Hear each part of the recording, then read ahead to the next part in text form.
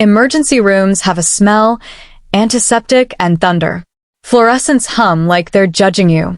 I stood at triage bay 3 while a nurse clipped a pulse ox to my father's finger, and my mother clutched her purse like a flotation device. Chest pain started an hour ago, the nurse said, fingers flying, crushing, radiating to jaw. History of hypertension, diabetes. Add stubborn as cement, I said, too evenly. My father squinted at my badge. Don't start, Mira. I am Dr. Mira Khan, 31, internal medicine with a cardiology fellowship pending, the first doctor in a family that calls WebMD research.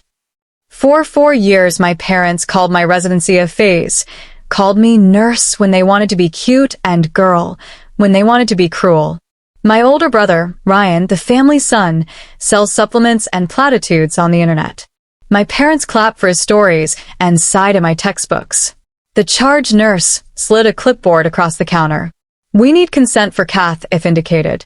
Patient lacks capacity during sedation. Next of kin. My mother tilted her chin toward Ryan, like she was presenting a prize. He wasn't there yet. Stuck in traffic is his religion, but his opinion always arrived first. Actually, the nurse said, reading an alert on the screen, there's a healthcare proxy on file. My father rolled his eyes. That's for when we're ancient. The nurse scrolled, then looked up at me. Healthcare agent, Dr. Mira Khan. My mother blinked. What? The ER doors whooshed open like a cue, and Ryan strode in with his camera smile. Let's keep things positive, he announced to the room, kissing the air near my mother's cheek. Dad doesn't need a circus. Doctors always oversell risk. The cardiology fellow appeared, crisp voice, tired eyes. EKG shows ST depressions, troponins positive. We're moving toward the lab. There's a left main lesion on bedside ultrasound. We'll need your signature, Dr. Khan. Ryan laughed. Her? She's academic. The fellow didn't look at him. She's the legal agent. All their favorite jokes about my paper degree evaporated into the AC. A transporter appeared with a gurney. The clock over the bay hollered 10:12 p.m. in red. My father's lips had gone gray. I took the clipboard. My hand didn't shake. Discuss risks, benefits, alternatives, I said, defaulting to the cadence that keeps terror in its lane. The fellow outlined perforation, stroke, death, benefit, not dying tonight. I asked for a quick quiz of allergies, meds, last A1C. I glanced at my father. Do you trust me? He swallowed. The bravado drained out of his face like a bad investment. He nodded once.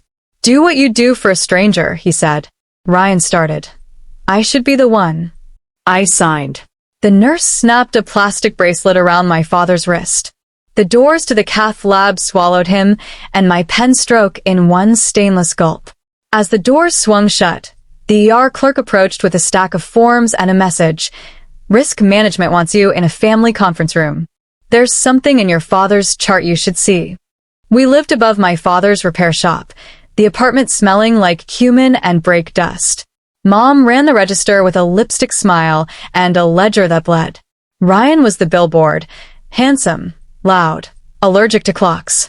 I was the errand kid with a library card and a talent for making numbers behave. School is fine, Dad would say, wiping his hands on a rag that had known better days. But customers are the real test. He meant be useful now. I wanted to be useful later, the kind of later that makes a whole room exhale. Mistreatment started softly, jokes that pretended to be hugs. At my white coat ceremony, Ryan posted, proud of my sis, the family nurse, with 5 winky faces. At dinner, Dad would say, doctors are pill salesmen. Real health is mindset, and look at Ryan like a mirror. Mom would add, hospital food is poison, passing me the rice. When I corrected a meme about statins, Ryan patted my head. We don't need big pharma vibes at the table. In med school, I slept under fluorescent angels, library lights, and dreamed of clean labs and longer lives. I sent them photos. My first code, successful. My first central line, perfect. The day my attending said, good catch. Dad sent back a shrug emoji. Mom sent a video of Ryan on a beach selling Heart Cleanse powder. Money weaponized the jokes. Dad pulled me aside after my step one and asked me to co-sign a shop loan for a family. I read the terms. Interest that bit balloon clause with teeth. I said no. He called me ungrateful. Ryan posted a story about toxic relatives who hoard success. Then came the humiliation at graduation dinner. At a table fancy enough to double as a referendum, Dad raised a glass. To Mira, who is very smart at school. Then, to the waiter. Our other child runs a company. The table laughed. I swallowed the wine and watched the chandelier refract my restraint. I met Omar at the teaching hospital, a surgical resident with hands that looked like apologies. He called my brain elegant and my eyebrows dangerous. He also called me between cases to ask if I could spot him rent, just until moonlighting kicks in. I did, twice. Love and loans blur, at 3 a.m. Mistreatment escalated as my competence did. When I caught Dad's prediabetes a year before his PCP did, he called the lab fake news and Ryan recommended a glycemic reset shake. When I adjusted Mom's blood pressure meds after she fainted, she stopped taking anything at all because Mira worries for a living. When Omar forgot my birthday on a trauma call and then posted a photo at a rooftop bar an hour later, I learned my capacity for denial. Still, I tried. I made color-coded med lists for my parents. I sent them articles with footnotes, softened with emojis. I called every Sunday night like Faith. Each time, I hung up feeling like I'd thrown a rope into a well and called it rescue. The first real betrayal was a medical. It was a credit card bill with a charge I didn't recognize at Con Auto and Wellness. New revenue stream, Ryan said, grinning, when I stormed into the shop. He had put my face, my graduation photo, on a flyer. Doctor-approved detox. I ripped it down. He laughed. Relax. Your family. I opened a folder named receipts. Screenshots. Statements. My restraint at scale. At Thanksgiving, Dad said, "You can't fix everything with a signature." He'd been saying it for a decade. It still found its way under my ribs. Then Mom's labs came back worse.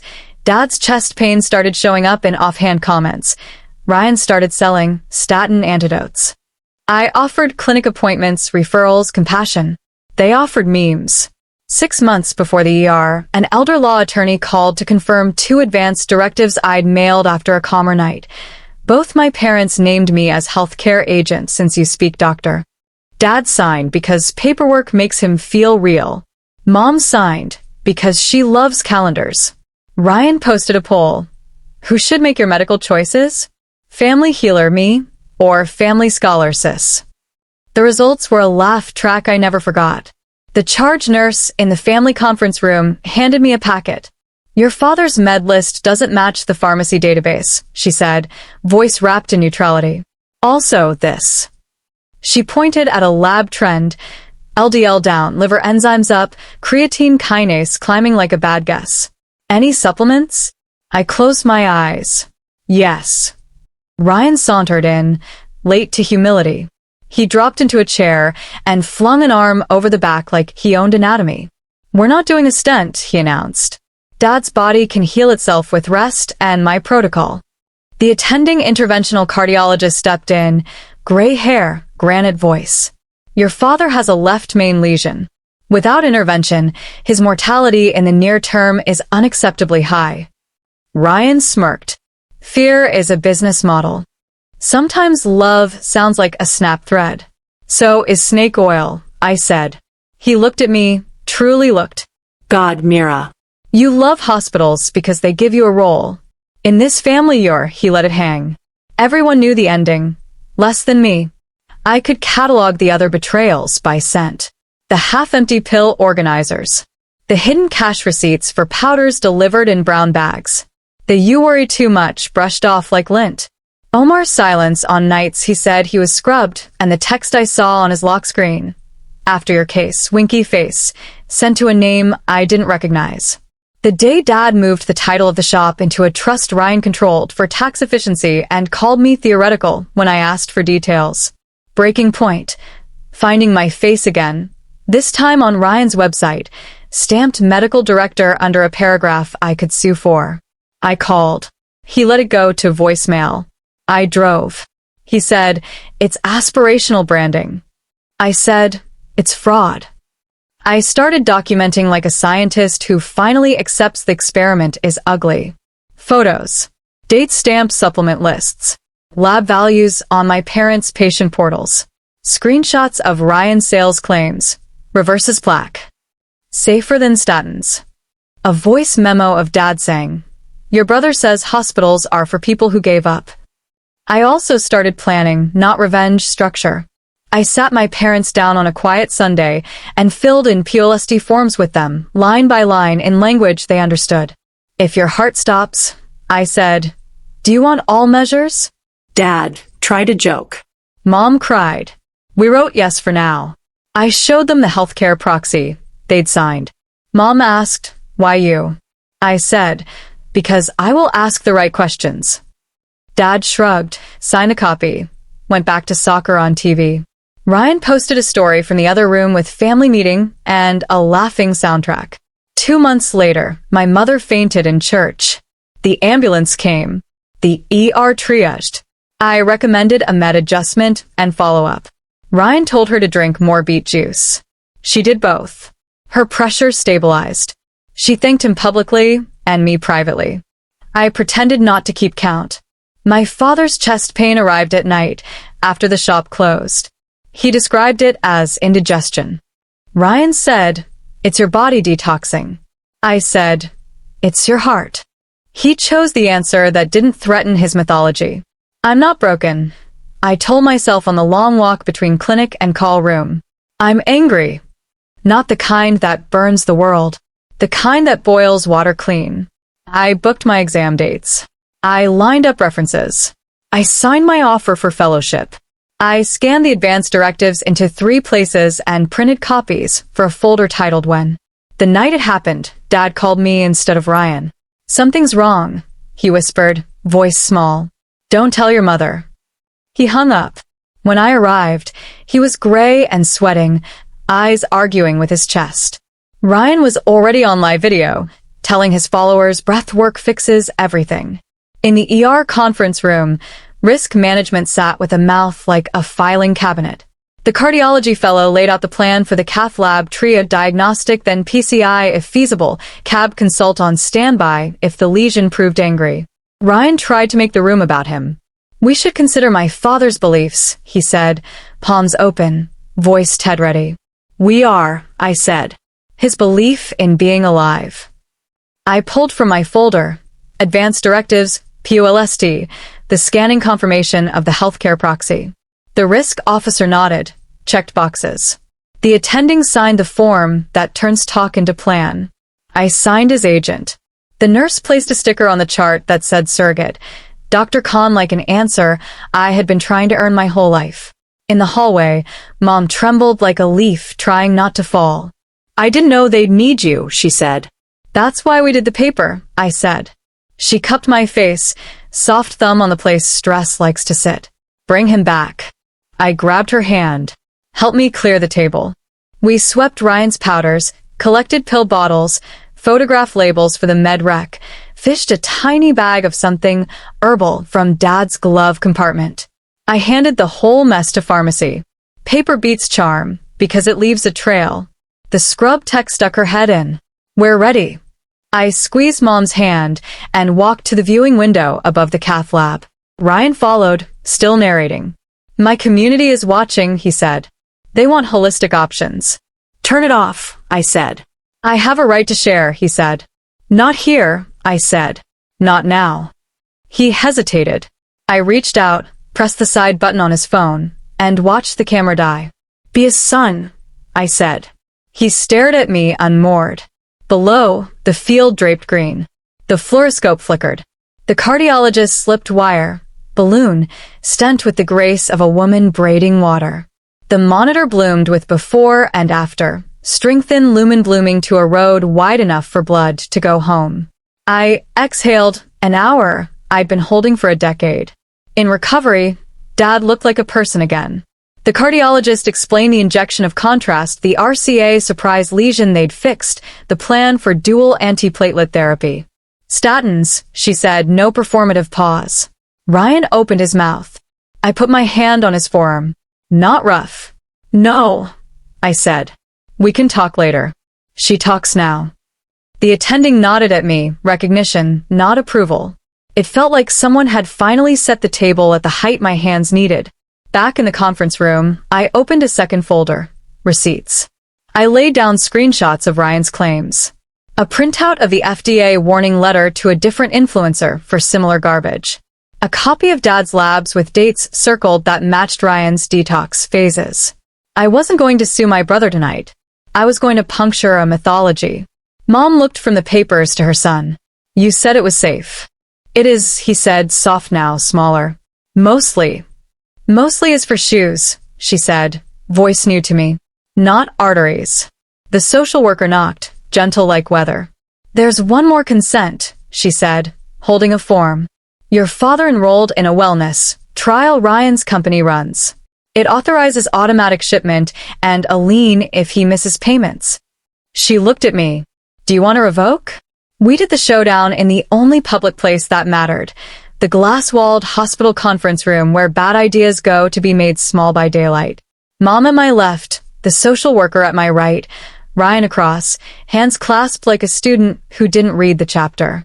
The trial consent wore a lab coat made of stationery. Words like pilot, outcomes, participants. No IRB. No blinding. No oversight. At the bottom, my father's scrawl in ink that had bled. I slid the paper back to the social worker. We revoke, I said. Effective now. If their lawyers call, tell them to ask for me. Ryan laughed, tiny. It's just a subscription. It's fraud, I said.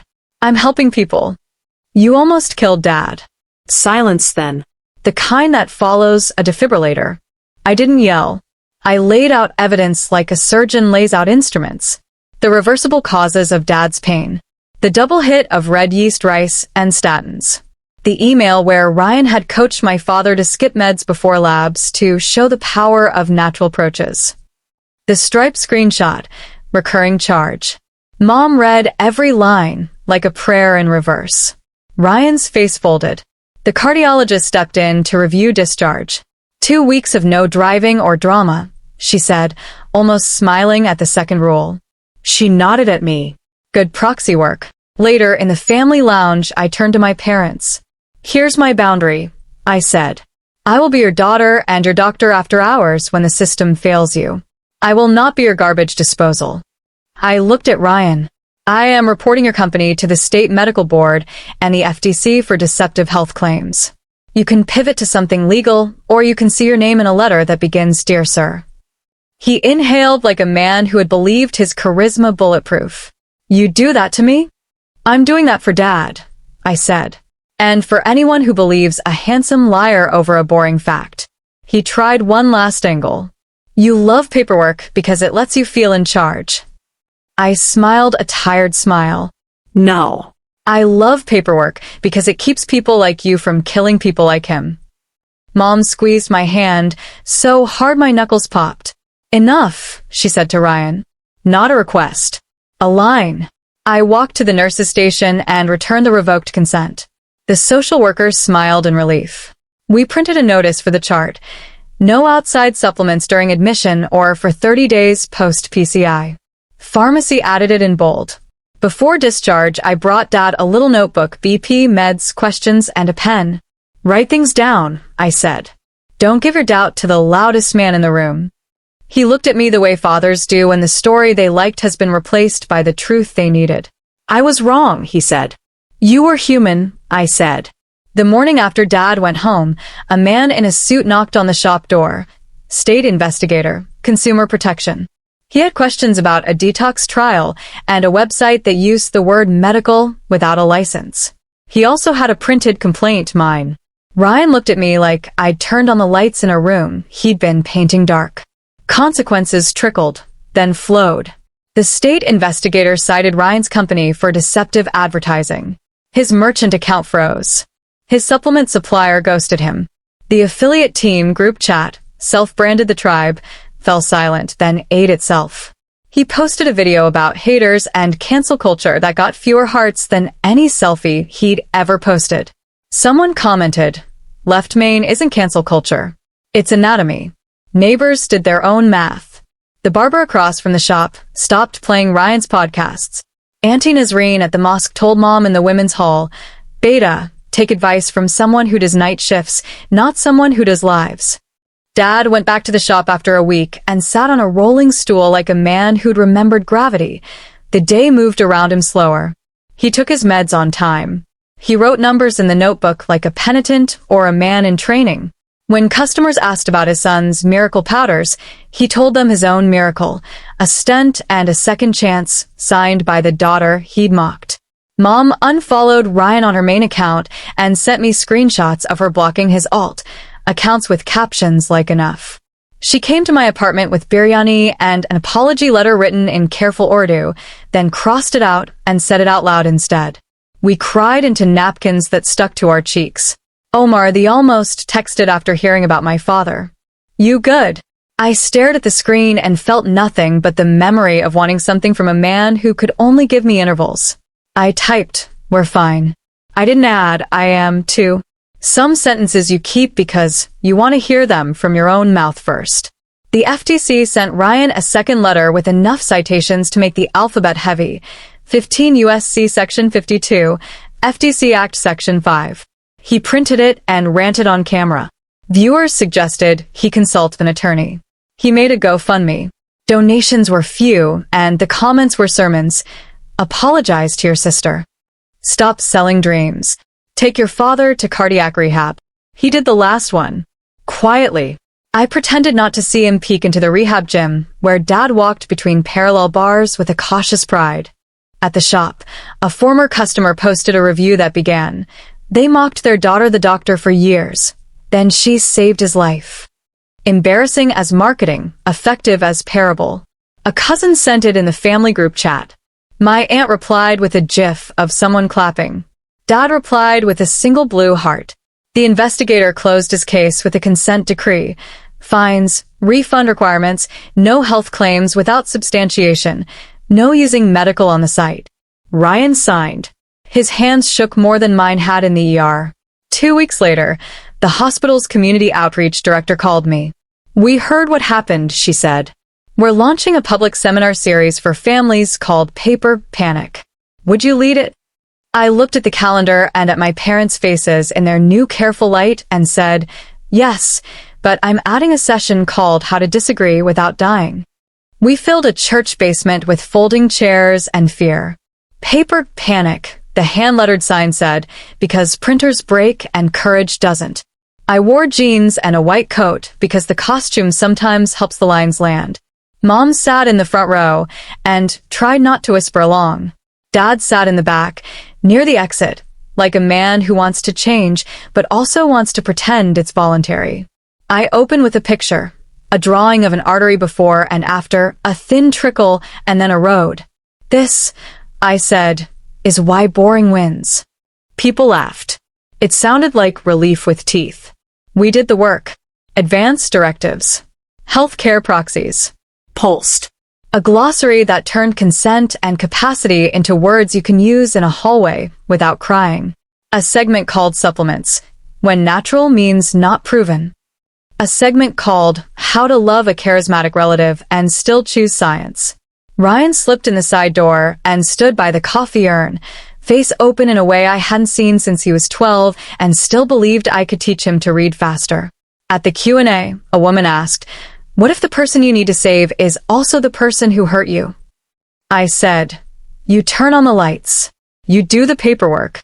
You tell the truth and you set a boundary you can keep." I didn't look at Ryan. I didn't need to. Afterward, Dad took the mic with a mechanic's hands and a pastor's pause. "I thought strength was resisting help," he said. Then my daughter's signature made a hole in my heart into a door. He looked at me like a man learning a new language and liking the taste. "I am sorry," he added, the room quieting to hear every consonant. "And I am grateful." At home, we built a new ritual. Sunday tea became med reconciliation, then gossip. I reviewed labs with mom-like recipes. Dad told me stories about the early days of the shop, when he slept on the floor and dreamed in wrenches. Ryan started dropping off groceries, plain ones, spinach, oats, salmon, without commentary. He got a job at a logistics company and saved up for a course in HVAC. He still posts, but about kettlebells and taking the stairs, not curing arteries with hope. We aren't a postcard. We are a ledger with fewer red lines. I did take the fellowship. I also blocked off Tuesday nights for the seminar and Sunday mornings for phone-free breakfasts with my parents. The hospital social worker and I built a printable called Disagreeing Without Dying, 5 scripts, 3 checklists, 1 drawing of a heart that looks like a fist unclenching. If you're listening to this on a bus with too much ache in your chest, family, work, grief, hear me. Every scar tells a story of survival. Keep fighting for your truth. Paper isn't cold. It's a blanket you pull over a room that needs to sleep. Sign the forms. Ask for second opinions. Choose boring when boring saves lives. Love them with boundaries. Bring soup and science. If this story steadied your hands, subscribe. Tell me in the comments the one boundary you're going to put on paper this week. I'll read them in the hallway between rounds and think about your names when I sign orders that turn panic into plan. Sometimes late, I walk past Triage Bay 3. The fluorescents still hum. The clock still shouts. But the room feels like a place where a woman can sign her name and make the world stay. My father keeps his notebook in his shirt pocket, like a relic from the life he almost chose. And when Ryan texts me a photo of Dad on the treadmill at rehab with the caption "Boring Wins," I write back always and put my phone face down to let the peace stick.